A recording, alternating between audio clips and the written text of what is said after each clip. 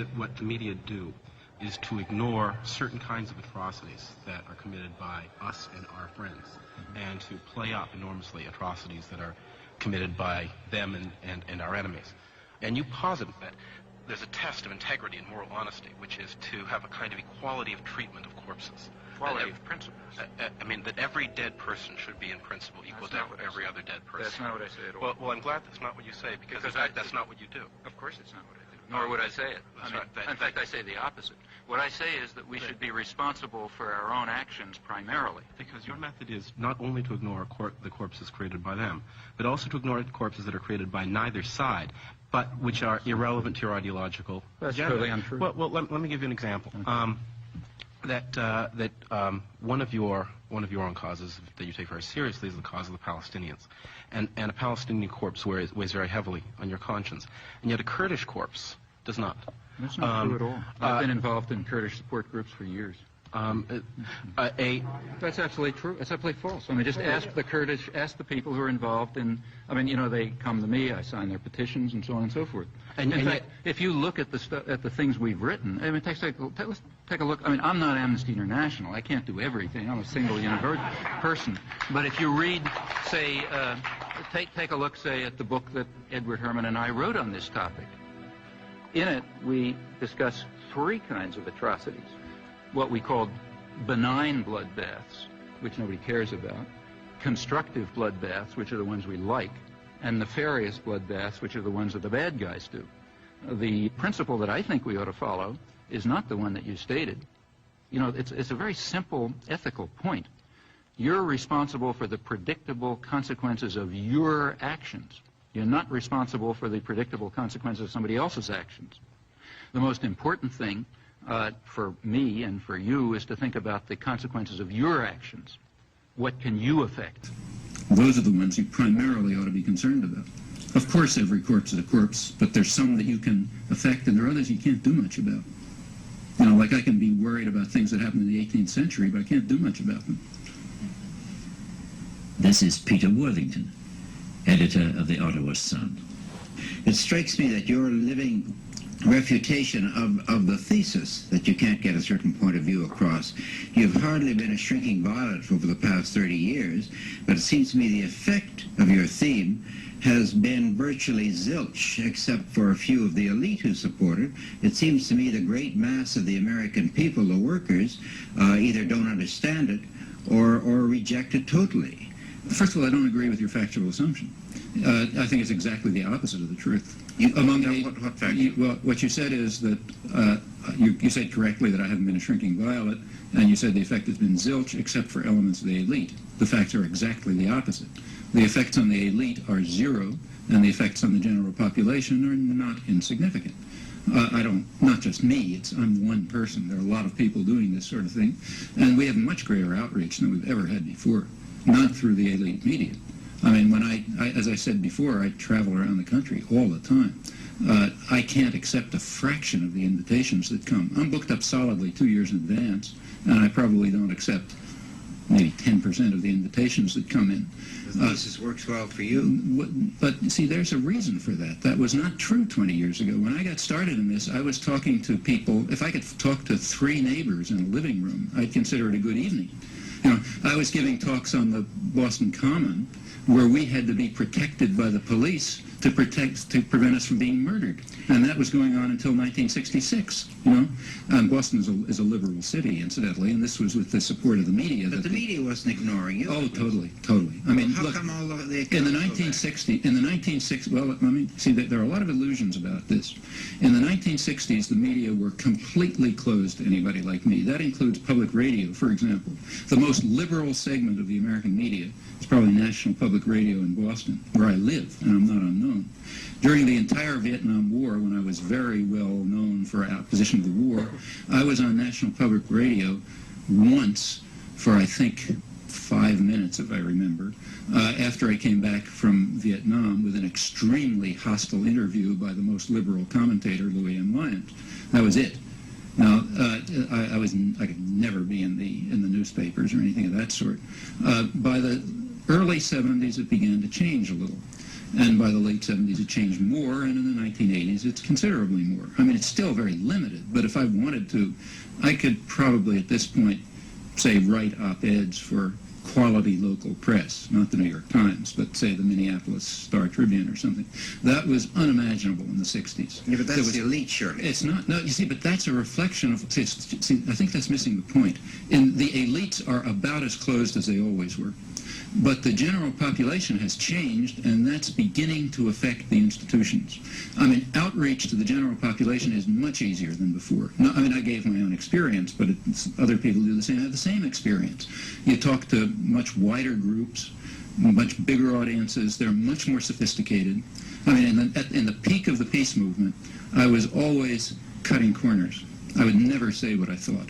I never talked about the U.S. attack against South Vietnam in the 1960s, even in student activist groups, because they wouldn't know what I'm talking about. Nowadays, I never talked about institutions. I never criticized.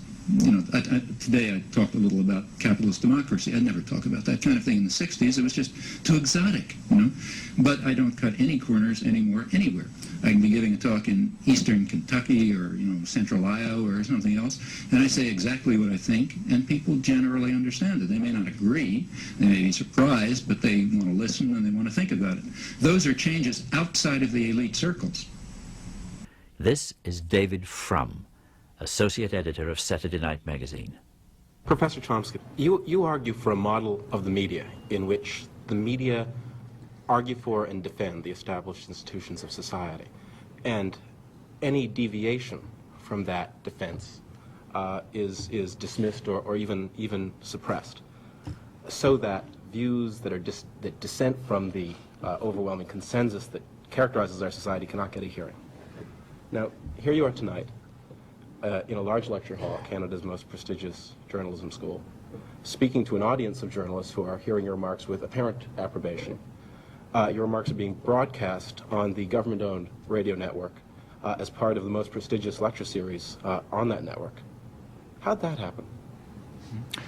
Recall that what I said was that this is a very good first approximation to the description of a complex social institution. Now, you remember that I mentioned, I'm afraid this remark may sound a little insulting, but let me try to say it without sounding that way. I specifically mentioned that in the United States, for example, if I wasn't talking about, say, listener-supported radio in a small community. In fact, as you get away from the elite centers that matter, things open up. Okay. Now, the fact of the matter is that Canada is a much more open society in this respect than the United States, and the reason is it's less important. This generalizes. I can talk this way in Belgium, in Israel, in Latin America. I can't talk, I can talk this way in the United States, but not on national radio and television, because it's just too important. What people think about international affairs in Canada just doesn't matter that much to established power. If it did matter that much, Canada would close up too. If CBC then is just a small a publicly funded station in some small town, looked upon in that perspective, why don't we turn to the CBC person on stage here, and Margaret Daly, perhaps you can have a turn. Well, I was intrigued by the thesis and particularly impressed by the volume of sort of factual documentation, and I look forward to reading this stuff in a long version. I guess the question that I want to ask, though, is given that this information isn't discussed, you lay it all out, supposing people knew it, and obviously individuals do know it, minorities, intellectuals, foreign affairs buffs, if you want to call them that, those kinds of people can assemble all this information, then what it doesn't seem to make any difference, and why is that? Well, I think it does make a difference. I think it makes a lot of difference. I mentioned, not entirely jocularly, that if a third world country today were to put forth the American Constitution, we'd call it a reversion to Nazism. And I mentioned that that's a sign of hope and progress. There has been moral progress over 200 years. There's also been progress over 20 years, 30 years, my active lifetime. Again, I'm talking mostly about the United States, but it's a different country than it was 20 or 30 years ago. Now, elites are not different.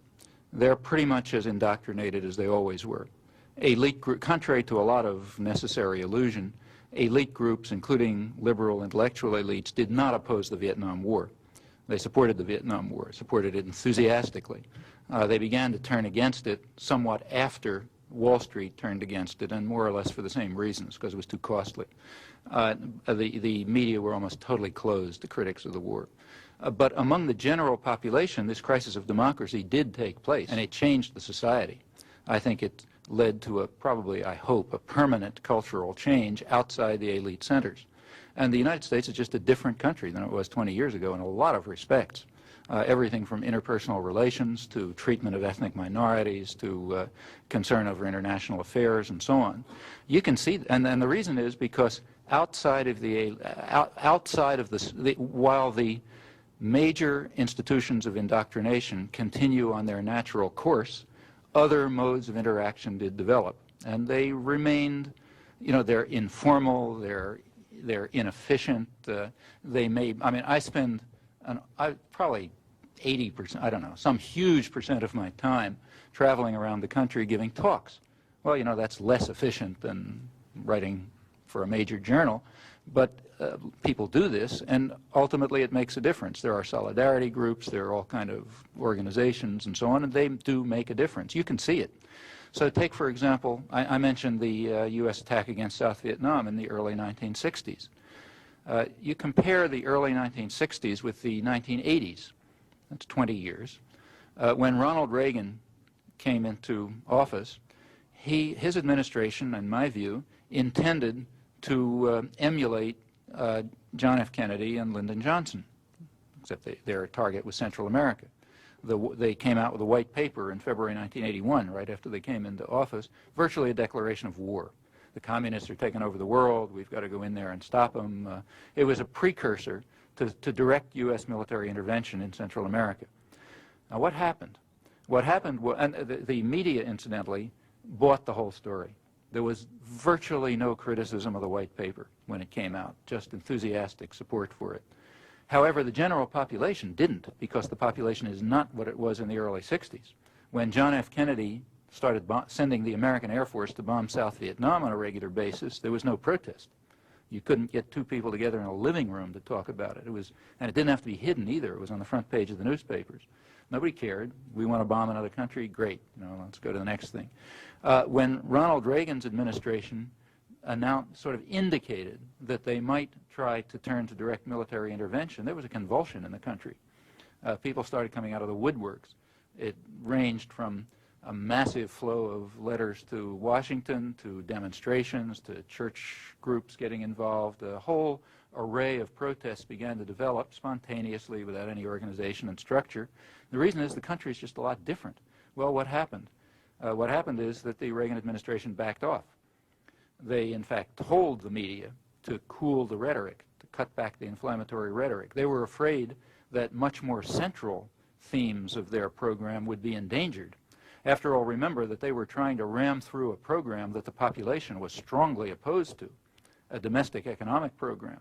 They were trying to ram through destruction of the limited welfare measures that exist in the United States, a huge transfer of resources from the poor to the rich, a massive increase in state power, and huge public subsidy to high technology industry through the Pentagon system and so on. All of these things are contrary to what the public wanted, and they didn't want any protest about them.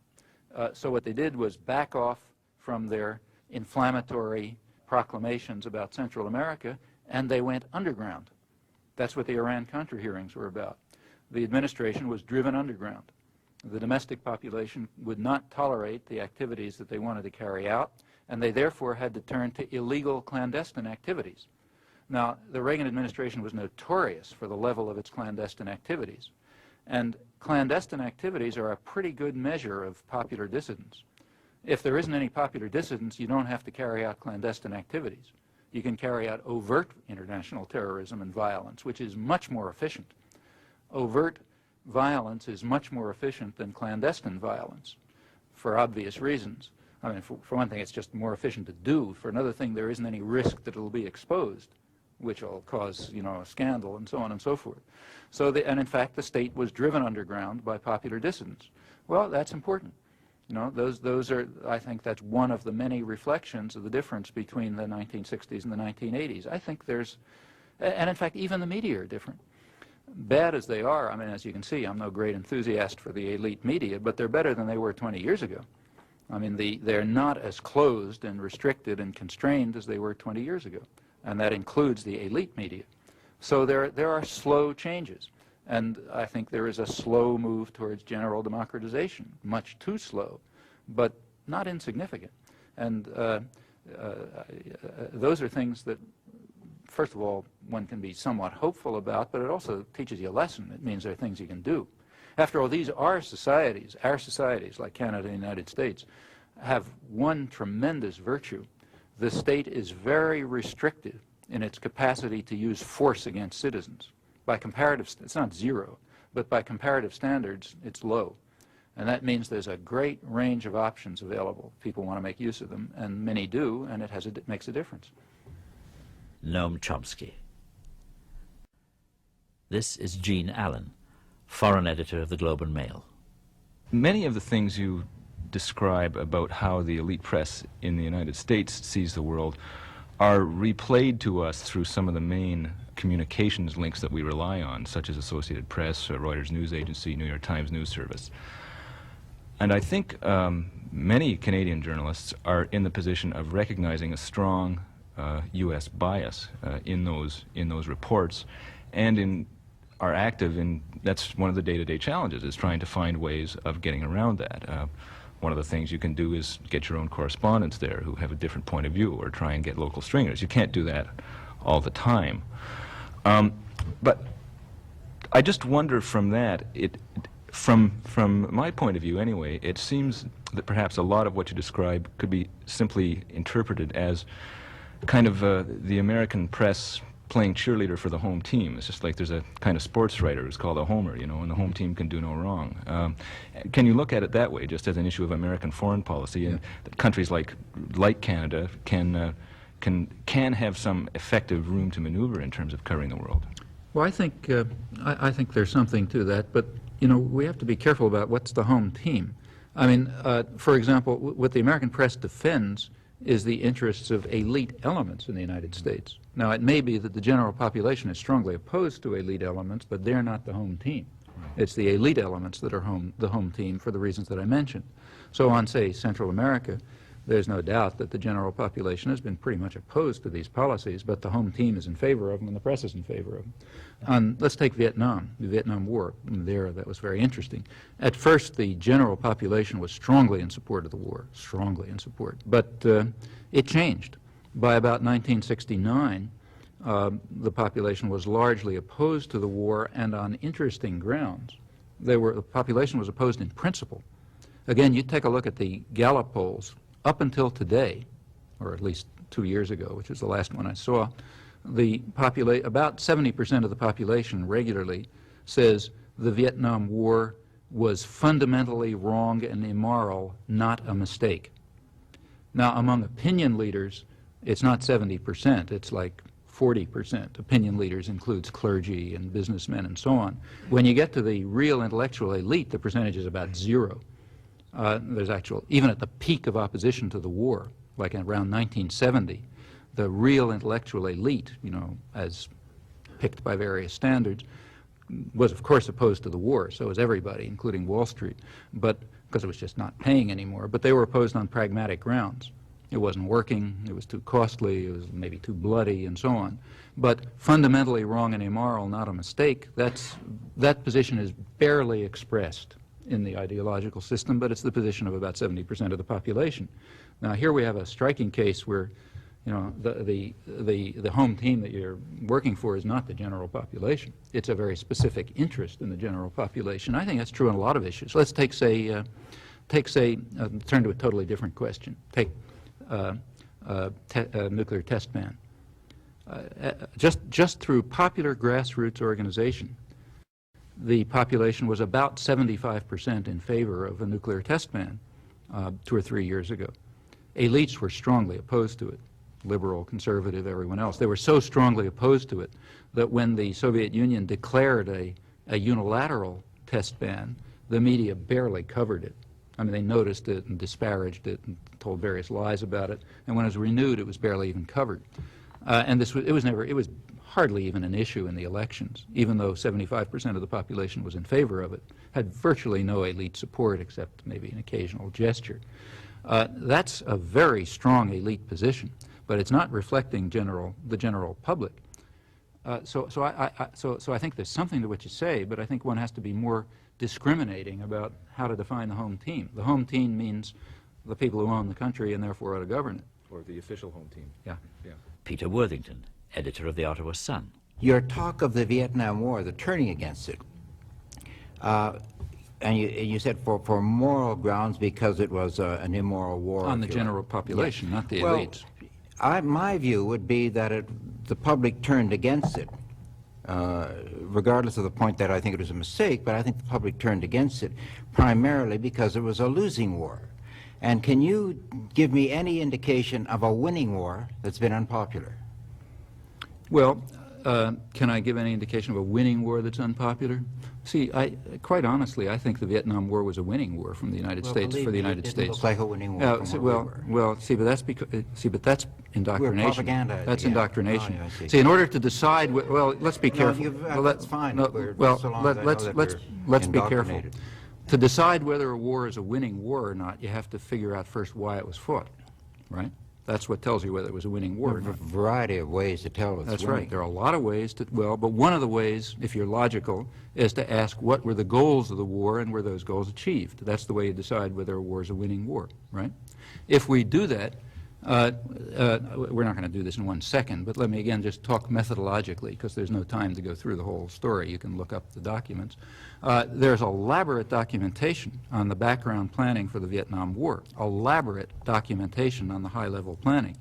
And the main concern all along was that independent nationalism in Vietnam might be what was called a rotten apple that would infect the barrel.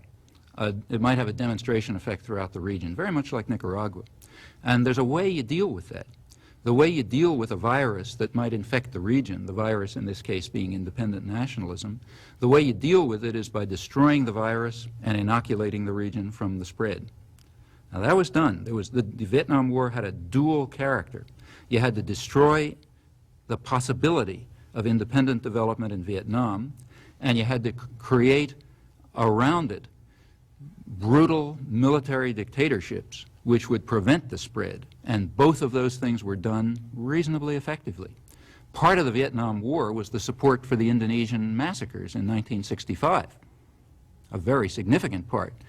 Part of the concern over Vietnam was that it would encourage the growth of independent politics in Indonesia, where you had a huge mass-based, peasant-based communist party.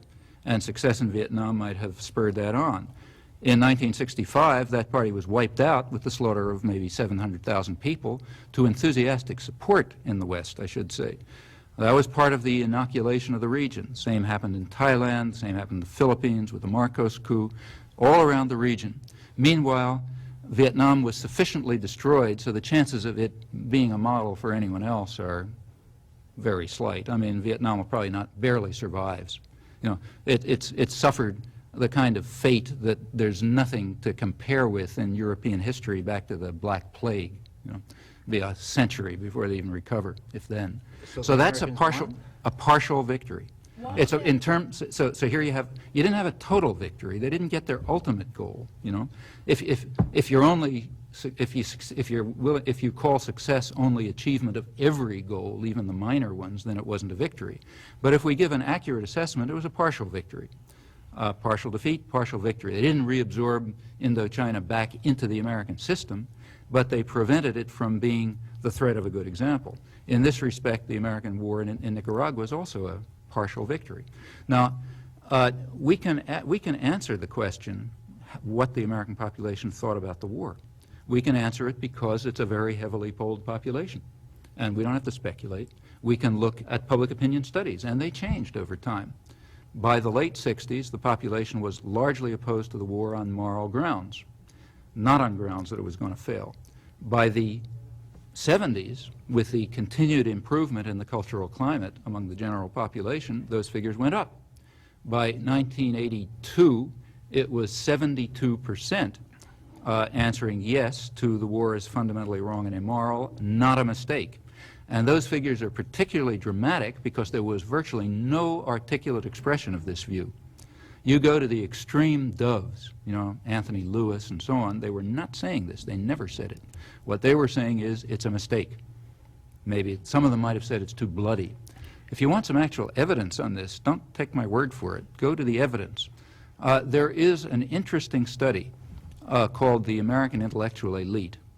It came out around 1974. It's done by a sociologist named Charles Kadushin.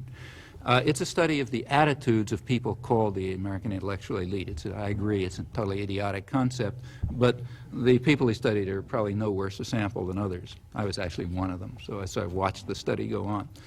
This study was taken in May 1970. That's rather important. If you look back, you'll discover that that was the peak period of opposition to the war, right after the invasion of Cambodia. That was the period when the colleges were closed down, you know, the whole country was blowing up. Right at that point, this survey was taken of the American intellectual elite, you know, people who write for the New York Review of Books and all this kind of fancy stuff. There were 200 people in the sample. Everybody was against the war, but so was Richard Nixon, you know, so that didn't mean anything. The question is, why were they against the war? Well, they broke down into three categories. Most of them were against the war on what the editor called pragmatic grounds, meaning can't get away with it. A smaller percentage, I forget the numbers, I think maybe a third or so, were against the war on what they called moral grounds. Funny word. Moral grounds meant it's too bloody. In other words, you're killing too many children. You know, you kill fewer children, it's okay. Then there was a tiny group, actually it was maybe 2 or 3 people in the sample, I was one of them, who were opposed to the war on what the editor called ideological grounds. Now, the term is interesting. Ideological is a bad word, you know. What it means is that this statistically irrelevant sample, you know, like 1% or something, were opposed to the war on principle, namely on grounds that aggression is wrong, even if it succeeds. See, if they had asked the question, what do you think about the Soviet invasion of Czechoslovakia? The question wasn't asked, but if it had been asked, everybody would have been against it. Nobody would have been against it on pragmatic grounds because it worked.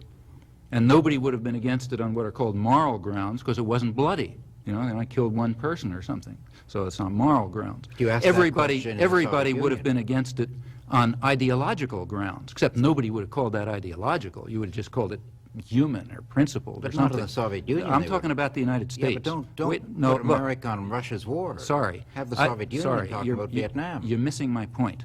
My point is that opposition, that in a U.S. study, opposition to an American war, to aggression on grounds of principle, is called ideological, and it is marginal when it's U.S. aggression, and it's considered normal and proper when we're talking about Soviet aggression. Now, here's my point.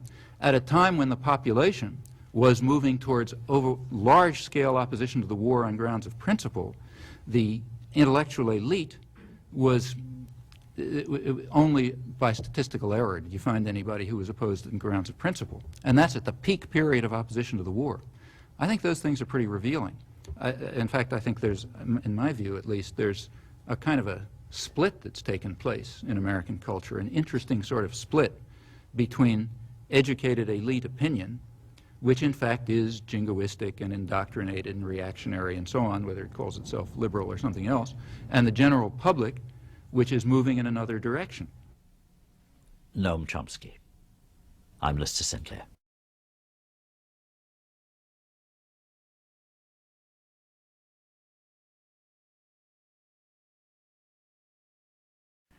This is reporter and filmmaker Kevin McMahon.